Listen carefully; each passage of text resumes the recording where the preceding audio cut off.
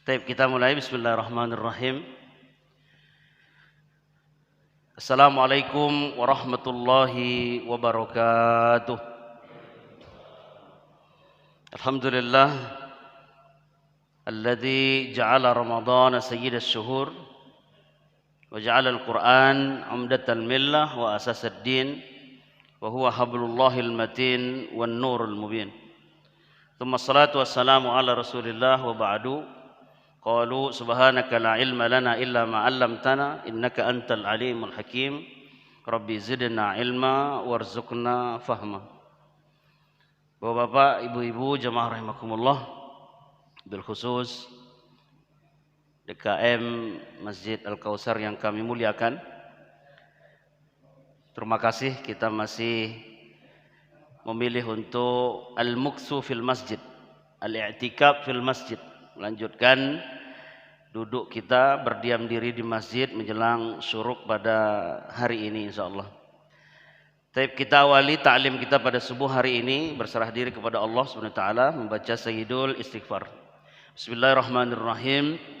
Allahumma anta rabbi la ilaha illa anta khalaqtani wa ana 'abduka wa ana ala ahdika wa wa'dika mastata'tu. A'udzu bika min syarri ma sana'tu abu'u laka bi ni'matika 'alayya wa abu'u bi dzambi faghfirli fa innahu la yaghfiru dzunuba illa anta. Allahumma ighfir lana ya arhamar rahimin. Jemaah rahimakumullah, di subuh hari ini saya membawa materi tentang spirit Al-Qur'an di bulan suci Ramadan. Ramadan, Al-Quran, Al-Quran, Ramadan, gak bisa pisah itu Pak. Nah, spirit berarti kan cuma nyolek-nyolek dikit aja. Sama ketika kita pesantren kilat, 3 hari, 7 hari, namanya juga kilat.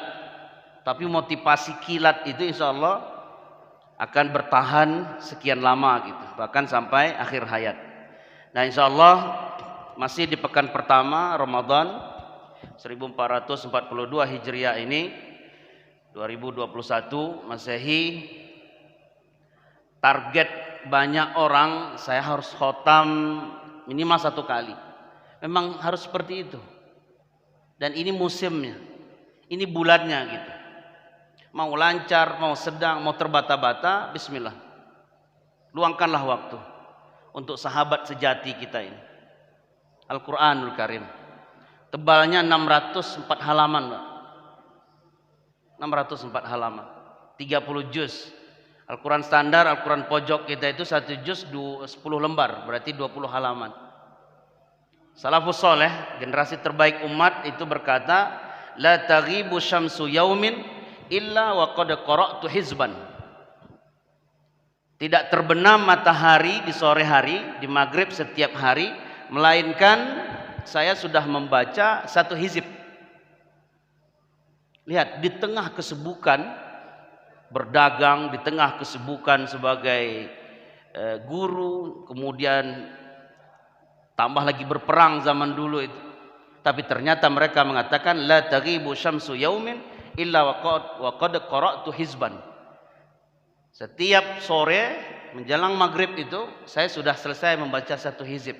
Jadi kalau dulu itu orang membaca per hizib. Hizib itu 1 juz dibagi 2. Jadi hizib itu ada 60. Kalau juz kan 30 tuh. Nah, per juz itu 10 lembar.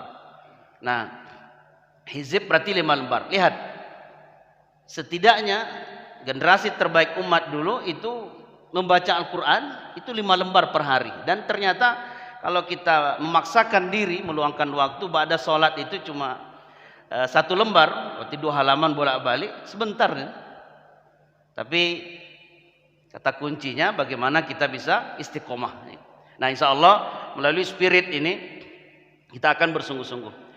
Tapi kita awali dari hadis riwayat sahabat Nabi yang bernama Abdullah ibnu Umar. Ibnu Umar, nama lengkapnya adalah Abdullah bin Umar. Dalam kajian hadis kita Ibnu Abbas, berarti nama lengkapnya Abdullah bin Abbas. Ibnu Zubair berarti nama lengkapnya Abdullah bin Zubair. Ibnul As berarti nama lengkapnya Abdullah bin Al-Amru bin Al-As. Ibnu Mas'ud berarti nama lengkapnya Abdullah bin Mas'ud. Nah, ini dalam kajian mustalah atau ilmu ulumul hadis banyak yang namanya Al-Abadilah, banyak yang namanya Abdullah ya. Nah, ini hadis diriwayatkan oleh sahabat Nabi Ibnu Umar, Abdullah bin Umar bin Khattab. As-siyamu wal Qur'anu yashfa'ani lil 'abdi yaumal qiyamah.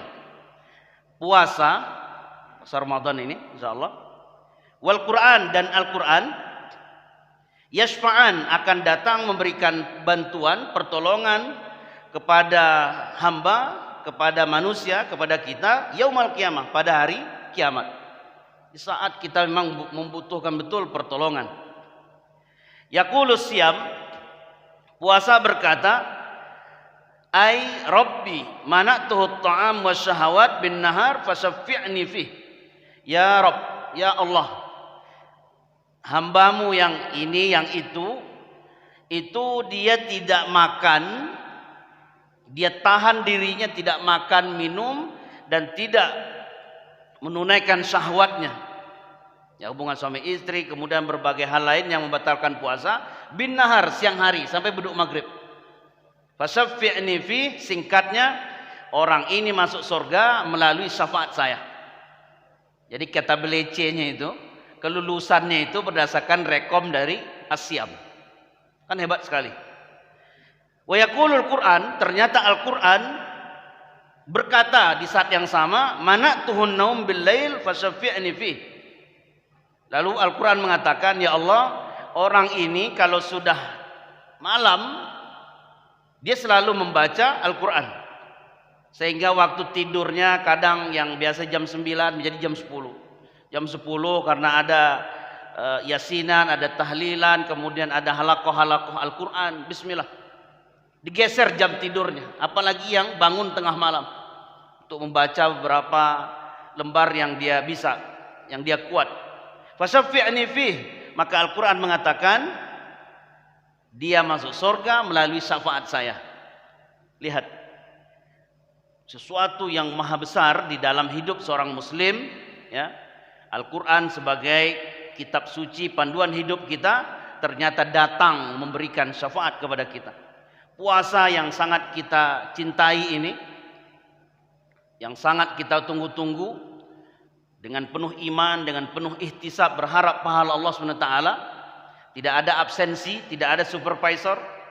Terserah orang di luar sana, maksudnya yang non muslim, begitu sakit hati, Pak, begitu fobia melihat kok umat Islam ini bisa seperti ini gitu, sehingga membuat channel-channel di YouTube dan sebagainya. Kata dia mau muntah melihat umat Islam puasa ini gitu. Sebenarnya itu ungkapan dari ketidakberdayaan mereka. Kok bisa gitu melalui lisan Nabi, melalui kitab suci Al-Quran, sedunia tunduk dan patuh dengan iman, meninggalkan sesuatu yang paling kita senangi, hubungan suami istri siang hari tidak, makan tidak, minum tidak, merokok pun tidak, dan merubah kebiasaan itu paling sulit gitu. Tapi demi iman, demi taat kepada Allah, kita lakukan semua itu. Bagaimana tidak orang-orang non muslim itu terbakar gitu, biarlah mereka terbakar dengan jin, dengan setannya sendiri. Nah, kita selalu dan terus dalam ketaatan. Nah, lihat puasa asyam, lihat Al-Quran saling tarik menarik, membawa kita ke dalam surga melalui syafaat Allah Maha Bijak. Baris terakhir, qala, Rasulullah SAW bersabda, fayushaffa'ani, ternyata jalan tengahnya, hei puasa, hei Al-Quran, silakan kalian berdua membawa hamba-hamba ini masuk ke dalam surga. Jadi alih-alih orang dalamnya itu satu, Pak, ternyata dua orang dalam kita. Satu puasa, satu lagi Al-Quran. Dan ini saatnya, ini musimnya. Maka beberapa spirit ini insya Allah akan memberikan kekuatan tambahan bagi kita. Tapi satu spirit-spirit utama, ya, Dengan kata kunci, Al-Quran adalah sahabat sejati, baik di dunia maupun di akhirat nanti. Jadi jangan pernah, ya, jangan pernah jauh-jauh dari Al-Quran ini. Makanya bersyukur generasi terbaik umat ini, anak-anak kita, cucu-cucu kita sudah kita program untuk terbebas dari buta aksara Al-Quran. Dengan Iqra 1, 2, 3, 4, 5, 6 karangan Ustadz As'ad Human LPTQ Yogyakarta, dengan metode Ummi, metode Baghdadi, dan berbagai macam metode yang memudahkan orang baca Quran. Insya Allah itu bagian dari kiat kita untuk menjadikan Al-Quran adalah sahabat sejati. Nah, lihat beberapa spiritnya. Saya ketengahkan hadis Samrah bin Jundub radhiyallahu anhu. Kullu mu'dibin yuhibbu an tu'ta ma'dubatuhu. Semua orang yang menyiapkan jamuan makan, antar menu berbuka Pak ke masjid, air mineral, lontong, gorengan, nasi dan sebagainya, yuhibbu an tu'ta ma'dubatuhu, harap keinginan kita bahwa makanan itu disantap sama orang yang ada di masjid, berharap dimakan oleh security atau siapa saja yang kita kasih. Wa ma'dubatullah Al-Quran, dan hidangan jamuan yang diberikan Allah kepada kita adalah Al-Quran. Fala tahjuruh, jangan jauh-jauh, jangan hijrah, mendekatlah. Lihat bagaimana Allah membuat namanya wajah syabah, ya, perumpamaan supaya cepat kita itu, ya, memahaminya. Makanan kalau sudah terhidang pasti kita ingin orang yang hadir itu langsung memakannya. Sedih. Jangankan kita, apalagi istri kita yang memasak, kalau ada tamu sudah dihidangkan, setelah itu tamunya pulang, sedih itu, kecewa kita itu. Jangan-jangan ini udah keluar ke jalan raya Pak, beli ke rumah makan dan sebagainya, tidak dimakan. Makanya Nabi Ibrahim ketika sudah ijlin samin, ijlin haniz, sapi guling, bukan kambing lagi, sapi Pak, itu pun pilihan yang terbesar, yang tergemuk, yang paling banyak dagingnya. Tapi ketika melihat tangan malaikat yang datang ke rumah, karena berbentuk manusia, kok tidak keluar gitu, tidak terulur mengambil makanan dan minuman. Betapa sedihnya Siti Sarah dan Nabi Ibrahim alaihissalam.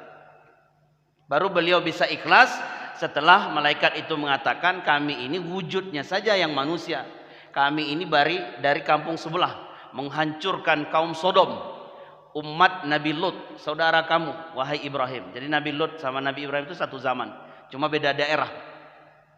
Dulu waktu masih mudanya sama-sama, setelah itu dapat tugas mencar. Barulah Nabi Ibrahim ikhlas. Oh iya, malaikat kan tidak makan dan tidak minum, hanya wujudnya saja berbentuk manusia. Nah, bayangkan Al-Quran ini adalah ma'dubah, hidangan Allah. Coba kalau kita muslim, kalau kita muslimah tidak pernah membaca, tidak pernah belajar tafsir, tidak pernah tadabbur, tidak pernah belajar bagaimana qiraah hafaz, bagaimana qiraah qalun, qiraah waras. Tentu untuk ini ada spesialisnya nanti, tapi paling tidak membaca dasar itu tahu. Lurus alif, ba, jim, alif, ba, ta, sa, jim, dan semua. Bahkan kalau perlu ditingkatkan belajar bahasa Arab. Ini tanggung jawab kita, dan Allah sudah menyebutkan dalam hadis Samrah bin Jundub. Menjadikan Al-Quran sebagai teman sejati kita. Hadis Abu Umamah Al-Bahili, Rasulullah SAW bersabda, Iqra'ul Quran fa innahu ya'ti yaumal qiyamati syafi'an li ashabi. Terus dan terus baca Al-Quran, karena Al-Quran pada hari kiamat akan datang syafi'an, memberikan syafaat kepada orang yang terus membacanya. Jadi semakin semangat kita berinteraksi tilawah Al-Quran, maka Al-Quran pun akan mencari dan mengejar kita di akhirat nanti. Ini spirit-spirit kita ternyata bisa kita persiapkan dari hari ini untuk kebahagiaan akhirat yang lebih tinggi. Kemudian puncaknya ini hadis Utsman bin Affan radhiyallahu anhu. Ketika Rasulullah SAW bersabda, khairukum. Itu nggak ada lagi Pak di atas itu. Yang terbaik di antara kalian kata Nabi, khairukum man ta'allamal Qur'an wa 'allamah. Man itu isim mufrad itu. Per orang. Jadi yang terbaik, umatku yang terbaik kata Nabi adalah yang terus ta'allamal Qur'an, mau belajar Al-Qur'an wa 'allamahu, dan mau mengajarkannya. Jadi dua-duanya dapat. Guru dapat, murid dapat, guru dapat.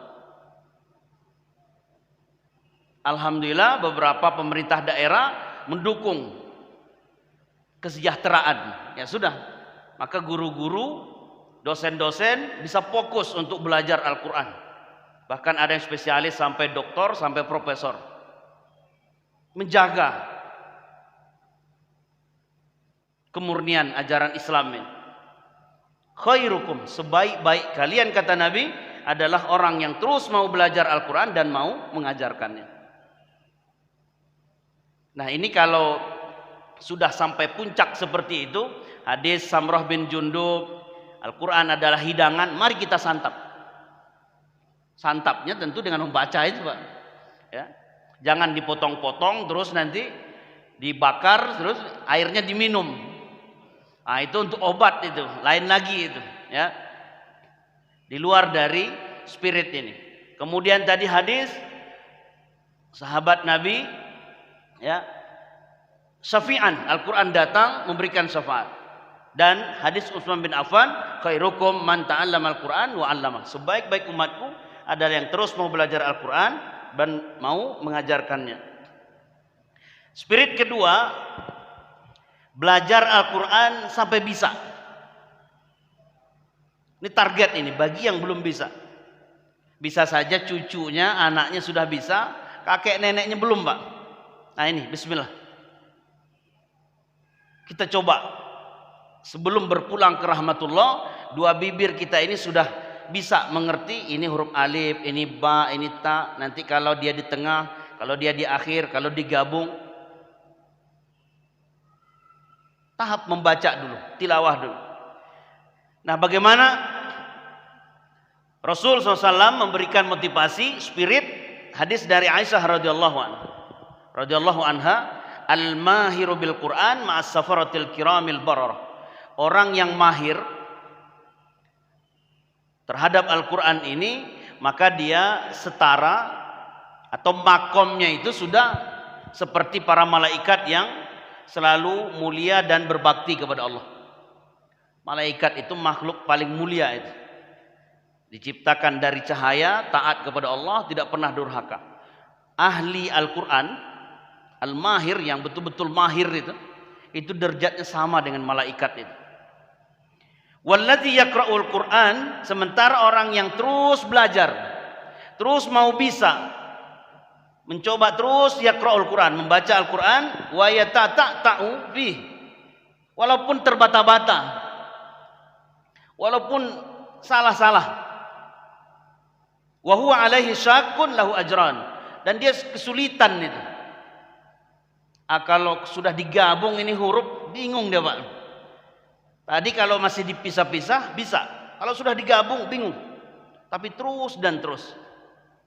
Itu yang pernah saya sampaikan, ibunya Pak Jaja Miharja waktu saya kuliah ya di lembaga Arab Saudi itu.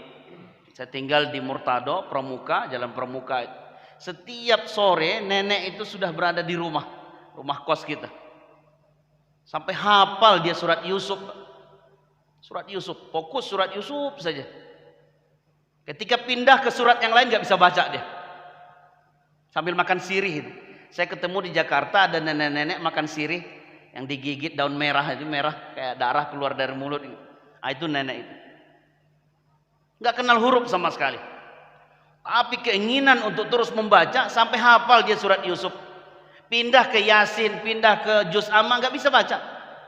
Karena memang selama ini Yusuf aja. Tapi keinginan beliau sampai akhir hayatnya, insya Allah Itu menjadi syafaat bagi beliau di hari akhir. Nah, kita baris yang kedua itu. Walladzi yaqra'ul Qur'an wa yatata'ta. Dia belajar Al-Qur'an sulit. Kesulitan dia. Apalagi di usia tua. Kata orang ya seperti mengukir di atas air. Enggak bisa menulis di atas air ini. Menulis itu biasanya di atas kertas, di atas batu baru. Agak sulit belajar di usia tua, tapi tidak ada yang sulit. Kita mendapat berita nenek 80 tahun, berumur 80 tahun di Mesir, juara 3 lomba tahfiz Quran. 80 tahun. Dan ternyata kata dia baru 3 tahun terakhir ini menghafal Quran. 3 tahun terakhir di usia 80 tahun, Pak. Hafal dan ikut lomba, menang juara 3. Man jadda wajada. Itu kata kunci kita. Siapa yang mau, siapa yang bersungguh-sungguh bisa. Kemudian spirit yang ketiga, setelah kita belajar, lalu hari ini kita bisa mengukur. Saya bisa baca, Ustaz, begini. Jangan-jangan sudah mahir dari dulu. Waktu zaman dulu sebelum berkeluarga sudah lancar baca. Setelah berkeluarga mulai ada kesibukan duniawi. Sampai hari ini jangan-jangan sudah lupa, jangan-jangan Al-Qur'annya berdebu. Nah, ini juga sebuah komitmen kita. Setelah kita mampu membaca, maka buat jadwal. Minimal sekali sepekan saya harus fokus untuk membaca Al-Qur'an. Datang lebih awal ke masjid atau meluangkan waktu di rumah. Nggak bisa diganggu ini sama cucu, sama TV, sama handphone. Ini kan kalau kita buat konsep hidup kita, saya hidup bersama Al-Quran persis seperti saya hidup bersama handphone. Wah, hebat betul itu, Pak. Handphone itu setiap kita baca, lalu keluar lagi dari berita ini, berita itu, pindah lagi kita. Yang tadi rencana 15 menit menjadi 2 jam, Pak. Coba kalau Al-Quran kita begitu kan. Awalnya saya mau baca surat Yasin saja, 83 ayat. Setelah itu ternyata menarik, enak, pindah lagi ke surat Shad, pindah lagi ke surat Shafat. Tadi saya baca surat Shafat. Akhir 2 lembar terakhir surat Shafat. Agak lama sedikit, Pak. Gak apa-apa ya. Karena bulan Ramadan itu saya dapat pesan, wahai para imam, jangan kulhu terus. Kalau subuh itu. Di samping juga usia kita sudah tidak muda lagi. Ada yang butuh berjalan dari rumah, ada yang butuh wudhu ulang kembali gitu. Maka minimal rakaat pertama itu harus dipanjangkan. Nah, ini kan beberapa imam qul ya ayyuhal kafirun, qul huwallah. Di subuh maksudnya. Karena wa Qur'an al-fajri, Quran fajrin, Quran waktu fajar gitu. Bacaan waktu kita subuh hari itu di dalam sholat itu disaksikan malaikat itu. Semakin lama semakin senang malaikat. Kalau semakin cepat, malaikat pun mungkin gusar gitu. Ini orang buru-buru betul gitu. Nah, kapan lagi di bulan ya selain Ramadan kita bisa lebih fokus. Nah, setelah kita tadi belajar dan akhirnya bisa, ini spirit ketiga. Luangkan waktu untuk membaca. Kullu harfin minal Qur'an hasanah. Setiap huruf yang kita baca adalah kebaikan. Hadis dari Ibnu Mas'ud radhiyallahu anhu. Man qara'a harfan min kitabillah falahu bihi hasanah. Wal hasanatu bi asyri amsalihah. Siapapun yang membaca satu huruf Al-Qur'an, satu huruf itu berarti alif itu satu huruf tuh, Pak. Ya satu huruf itu. Al-Kausar berapa huruf tuh? A, lam, kaf, waw, sa, ro. 6. Inna a'tainakal kausar. Sudah 6 huruf kita baca. Satu huruf satu kebaikan. Satu kebaikan dilipat gandakan menjadi 10. Berarti satu huruf pahalanya 10. Al-Kausar saja kita baca, inna a'tainakal kausar. Belum lagi tambah inna, kemudian a'tainanya, sudah berapa huruf? La aqulu alif lam mim harfun. Bahkan huruf potong di depan Al-Quran itu, di depan surat-surat banyak namanya huruf potong. Huruf potong itu cara bacanya memang harus dipotong, dibalikin ke hijaiyah. Alif lam mim. Saya tidak mengatakan alif lam mim itu satu huruf kata Nabi. Yasin bukan satu huruf itu. Alif lam mim shad bukan satu huruf. Alif lam mim ra bukan satu huruf. Tapi dirinci oleh Nabi, alif satu huruf, lam satu huruf, mim satu huruf.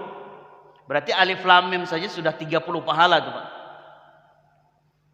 Jadi huruf potong di depan surat ini kan banyak.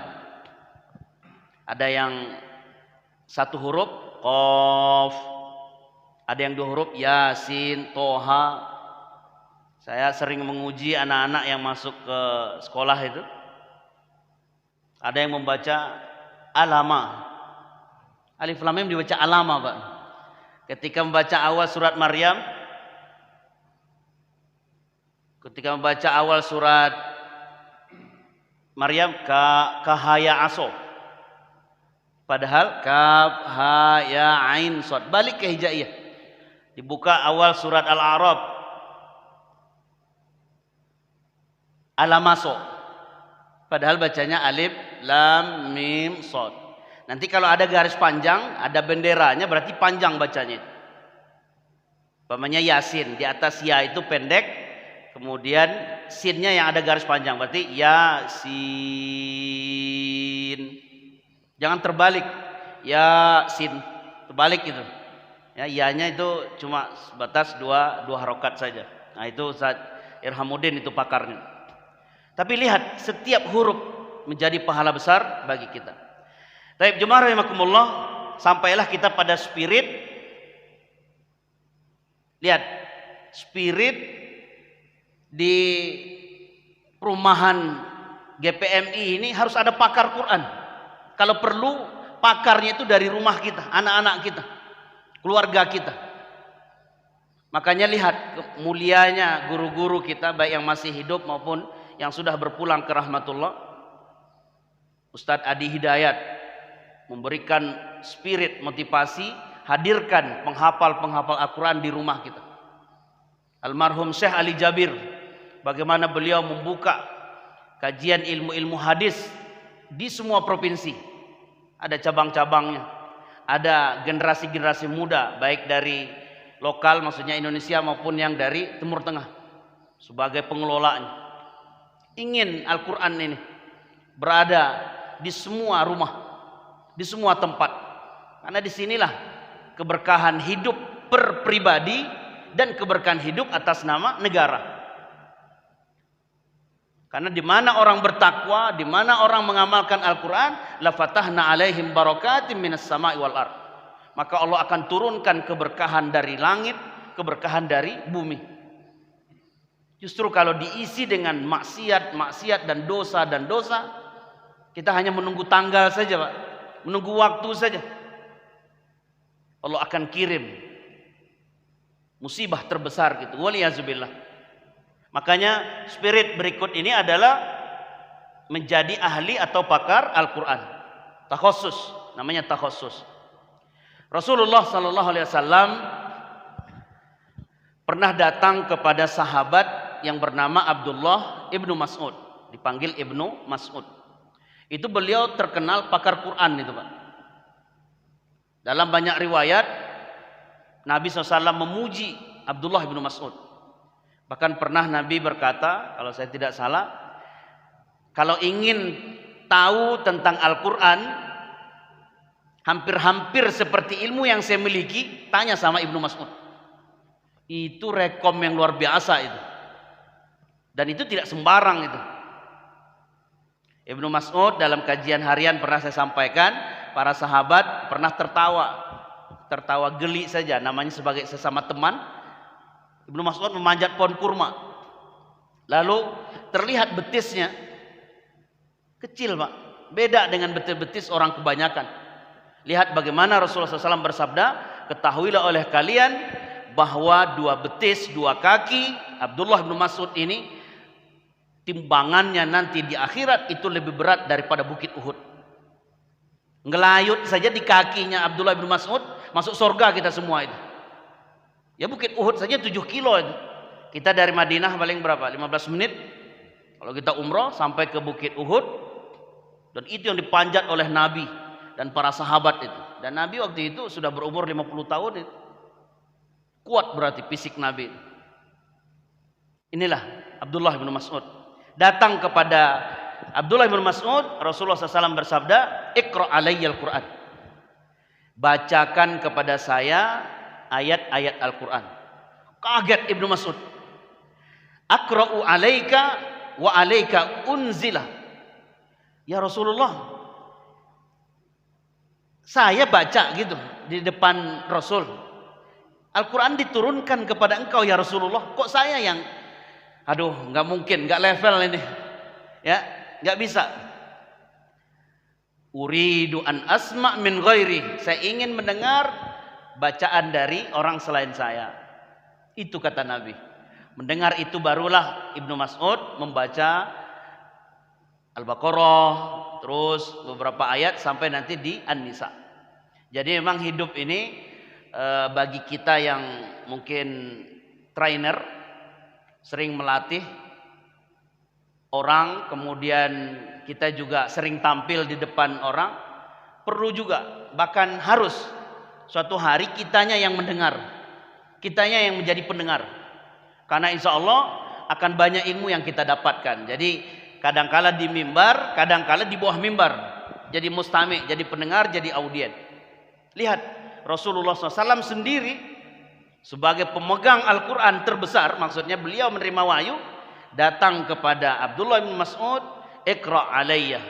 Bacakan ayat-ayat suci Al-Quran untuk saya, kata Nabi. Abdullah bin Mas'ud membaca dan Nabi menyimak. Sampailah pada bacaan An-Nisa ayat 41.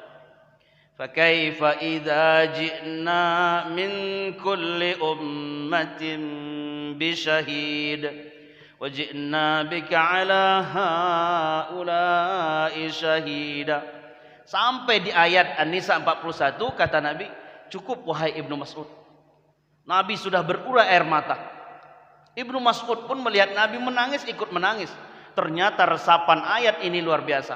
Di tengah Harmagedon, di tengah huru-hara hari kiamat nanti, umat Nabi Adam, datanglah Nabi Adam sebagai saksinya. Umat Nabi Nuh, datanglah Nabi Nuh sebagai saksinya. Nah, siapa dulu kalian yang berbuat dosa? Para nabi itu bersaksi atas umatnya. Yang baik-baik ini, yang buruk-buruk akhlaknya begini. Apalagi Nabi Nuh, Pak, sampai 950 tahun berdakwah itu. Berbagai macam rintangan dan halangan yang beliau dapatkan. Lalu datanglah Nabi nanti menjadi saksi, bukan hanya untuk umat Islam, juga saksi untuk umat-umat sebelumnya. Kemuliaan untuk Nabi. Menangis Nabi membayangkan itu. Fa kaifa idza ji'na min kulli ummatin bisyahid wa ji'na bika ala haula'i syahida. Maka dalam kajian sebelumnya di materi syafaat, Rasulullah SAW bukan hanya kepada umat Islam, umat terakhir ini memberikan syafaat, bahkan umat Nabi Adam pun beliau berikan syafaat nanti. Luar biasa kemurahan hati Rasulullah SAW. Kemudian setelah tadi kita menghadirkan tenaga-tenaga ahli untuk Al-Quran, untuk bahasa Arab, semoga itu hadir dari keluarga kita, apalagi jemaah yang punya pesantren, yang punya yayasan, yang punya majlis ta'lim. Bismillah, itu amal jariah. Walaupun bangun, walaupun tumbang bangun, seperti air laut pasang surut, karena itu tidak mudah mempertahankannya, tapi terus insya Allah Allah berikan banyak kemudahan. Nah, spirit berikutnya adalah pertolongan Al-Quran, dan ini sudah kita sebutkan hadisnya tadi. Kalau kita yakin bahwa Al-Quran akan datang memberikan syafaat di saat nanti kita sudah terkubur, kita hidup di punggung bumi ini kan hitungan puluhan tahun, Pak. Saya di Poin Mas itu 2 hari ini sudah 3 orang yang wafat. Kemarin sore kita menguburkan mahasiswi UI umur 21 tahun. Malam kemarin habis sahur minum air putih, setelah itu sesak napas, wafat, meninggal. Mahasiswi UI. Banyak teman-teman UI-nya datang untuk melaksanakan sholat jenazah di Masjid Nur Basiro. 2 hari sebelumnya 2 orang yang meninggal. Hidup kita yang terlama adalah di perut bumi. hatta zurtumul maqabir. Anak kita, kakek kita, nenek kita, keluarga kita, istri kita, suami kita, semua sekarang berada di alam barzakh. Kenikmatan-kenikmatan di alam barzakh, di alam kubur itu akan datang berawal dari syafaat Al-Quran. Apalagi nanti setelah huru-hara hari kiamat, maka di padang mahsyar Al-Quran akan datang memberikan pertolongan. Nah, ini kan jauh kita berpikir sebagai muslim, di dunia saja begitu dihargai orang. Beberapa teman-teman saya yang diterima menjadi imam di Qatar itu gajinya 18 sampai 21 juta tuh Pak, per bulan, imam. Ya. Kita dapat video ada lomba selawat Nabi. Salah satu mahasiswa Indonesia yang berada di Mesir menang, dapat hadiah 50.000 rial. Kali 4.000 berarti 200 juta Pak. Tampil 1 jam lebih kurang dapat hadiah 200 juta. Al-Quran, ilmu-ilmu Islam. Itu di dunia itu. Di akhirat insya Allah syafi'an. Kemudian ya, keyakinan kita kelak Al-Quran adalah penolong, pemberi syafaat di hari kiamat.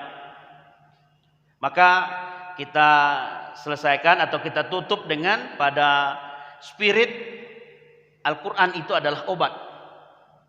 Dan mari berobat dengan Al-Quran.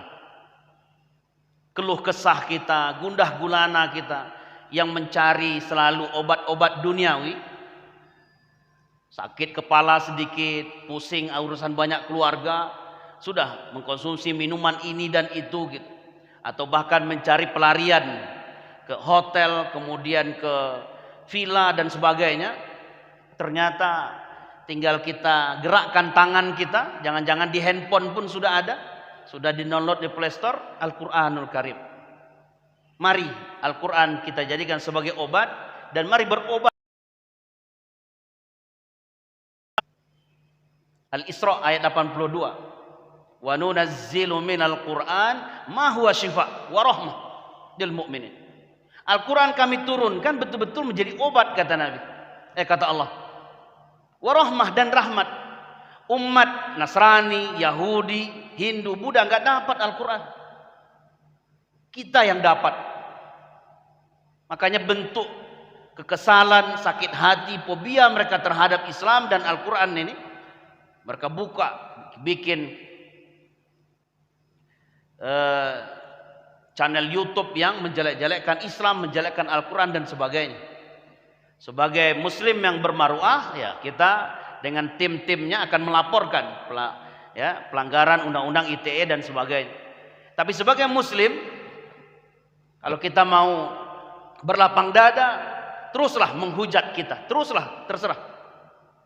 Tapi sekali kami memiliki Islam, memiliki kitab suci, kami akan mempertahankannya sampai akhir hayat.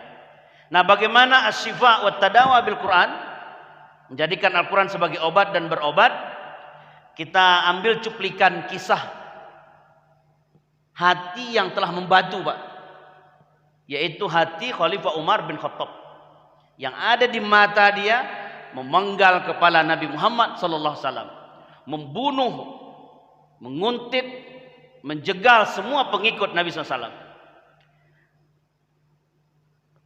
Hadis dari Ibnu Umar, Rasulullah SAW pernah menengadahkan tangan karena memang dicekam ketakutan, dikejar kemanapun Nabi, di Ka'bah dikejar juga sama Umar bin Khattab, dikejar sama tokoh-tokoh kafir Quraisy yang lain. Nabi di rumah juga begitu, Nabi di Bukit Sofa, di Bukit Marwah juga sama. Semua tidak ada ketenangan dalam hidup Nabi. Akhirnya Nabi mengangkat tangan, Allahumma a'izzal Islam bi ahabbi hazainir rajulaini ilaika. Ya Allah, izzahkan, muliakan Islam ini dengan masuk Islamnya, dengan mu'allabnya salah satu dari dua orang laki-laki ini. Syukur-syukur engkau masukkan dua-duanya masuk Islam ya Allah. Bi Abi Jahlin au bi Umar bin Khattab. Dua laki-laki hebat yang dimaksud Nabi dalam doanya, kalau bukan Abu Jahal, ya Allah masukkanlah ke dalam Islam Umar bin Khattab. Ternyata Umar bin Khattab yang masuk Islam. Abu Jahal, Abu Lahab dan sebagainya, tidak. Allah kabulkan. Nah, proses hati yang sudah membatu tadi, lihat pada hari itu Umar berkata, "Uridu an aqtula Muhammad." Saya ingin membunuh Muhammad. Di jalan dengan emosi yang terbakar itu, Umar ditegur sama seseorang, "Ya Umar, inna khatnaka wa ukhtaka qad sabaw wa taraka anta alladhi alaih fa atahuma." Umar, sebelum kamu berencana untuk mencari Muhammad, tahukah kamu wahai Umar, khatnataka itu berarti suami adik. Ya, suami adik. Suami adik kamu Umar, adik Umar bin Khattab kan ada namanya Fatimah. Suami adik kamu, kemudian adik kamu itu saudari perempuan kamu, qad sabau wa taraka antal ladzi alaih. Dua-duanya udah masuk Islam dan mereka meninggalkan ajaran nenek moyang kita. Beralih, Pak, emosi yang memuncak mencari Nabi Muhammad berubah, ambil jalan langsung ke rumah adiknya Fatimah. Fasami'a ukhtahu taqra surat Thaha wa dakhala qalbah summa aslam. Sampai di rumah sana ternyata adik Umar bin Khattab radhiyallahu anhu, Fatimah sedang membaca surat Thaha. Dalam riwayat itu masih baru ayat 1 sampai 8. Umar sudah tiba. Wa dakhala qalbah, sayup-sayup ternyata itu masuk ke dalam telinganya, wajilat. Setelah itu bertanya kepada orang-orang terdekat, di mana Muhammad? Saya ingin masuk Islam. Masya Allah. Setelah mendengar bacaan Al-Quran tadi. Nah, itu Umar yang hatinya membatu bisa takluk dengan Al-Quran. Kemudian ini sahabat Nabi yang ikut di perang Hudaybiyah, luar biasa, Auf bin Malik al-Asja'i. Beliau berobat dengan Al-Quran. Waktu itu beliau sakit, lalu keluarganya bilang, "Nu'ali juga, ayo berobat ke rumah sakit." Apa kata beliau? Bawa sini air putih, bawa sini madu lebah, bawa sini minyak zaitun. 3. Air putih, minyak zaitun, lebah. Fakhallatahu fabari'a min maradih. Kemudian beliau campur dalam 1 gelas, minum, sembuh. Lihat Al-Quran. Gak jadi ke rumah sakit, Pak. Ini bukan menafikan rumah sakit yang ada apotik-apotik dan obat yang kita konsumsi. Tapi ternyata berobat atau mengambil obat dari apa yang disampaikan Al-Quran, di samping kita dapat pahala juga insya Allah sehat dan sembuh. Karena berobat itu tujuan kita kan sembuh. Air putih ternyata ada di dalam surat Qaf ayat 9. Kami turunkan dari langit ma'an mubarakah, air yang penuh berkah. Jadi air hujan itu air penuh berkah itu. Kami tumbuhkan pohon-pohon dan biji-bijian yang nanti dipanen. Lebah An-Nahl ayat 69. Fihi syifa'ul linnas, ternyata lebah yang diwahyukan oleh Allah, diilhamkan, silakan terbang ke sana kemari, tapi minumlah saripati bunga, buah-buahan yang bagus-bagus. Maka tidak pernah kita dengar ada lebah yang hidupnya seperti lalat, mencari yang kotor-kotor, yang jorok-jorok. Sudah diwahyukan oleh Allah kepada lebah. Ternyata dari perut, dari minuman lebah itu menjadi minuman kita syifa'un linnas, obat. Dan ternyata untuk minyak zaitun ada di surah An-Nur ayat 35. Min syajaratin mubarakatin zaitunah. Minyak yang dikeluarkan dari pohon penuh berkah, yaitu pohon zaitun. Jadi apa yang kita konsumsi selama Covid, selama pandemi ini, ditambah dari obat-obat dokter, vitamin C, C1000 dan sebagainya, itu ternyata saling mendukung. Ternyata kita mengkonsumsi madu, minyak zaitun, kemudian air putih, walaupun putih, ya, Kata orang tidak berkelas ternyata itu menyehatkan gitu.